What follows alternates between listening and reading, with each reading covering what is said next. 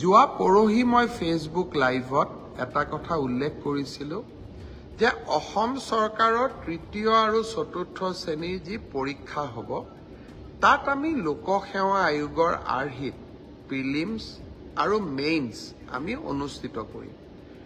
দুই এজন ব্যক্তিয়ে মোক জনাইছে যে পৰীক্ষাত নতুন নিয়ম এই বছৰ কৰিব নালাগে, কাৰণ আৰু যিহেতু 2 মাহ আছে গতিকে আমি পুৰণা বা আগৰবাৰৰ দৰে পৰীক্ষা পতাটো উচিত হ'ব।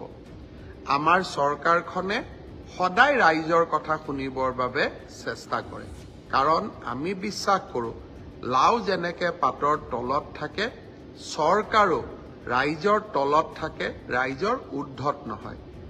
যিসকলে মোক এই পৰামৰ্শটো দিছিল দুই এজনে অলপ গালিগালাজো কৰিছে আৰু কিছুমানে ভালকৈ পৰামৰ্শটো দিছে।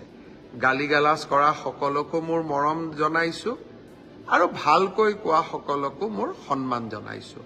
আপোনালোকৰ পৰামৰ্শ অহা 2-3 দিনত আমি বিবেচনা কৰিম আৰু যিহেতু পৰামৰ্শটোত মেৰিট আছে যে হয় 2 মাহ থাকোঁতে পৰীক্ষাৰ পেটাৰ্ণ এটা সলনি কৰিব নালাগে, বিষয়টো আমি ডেফিনেটলি আমি বিবেচনা কৰি অহা 2-3 দিনতে আপোনালোকক ইয়াৰ সিদ্ধান্তৰ বিষয়ে মই অৱগত কৰিম।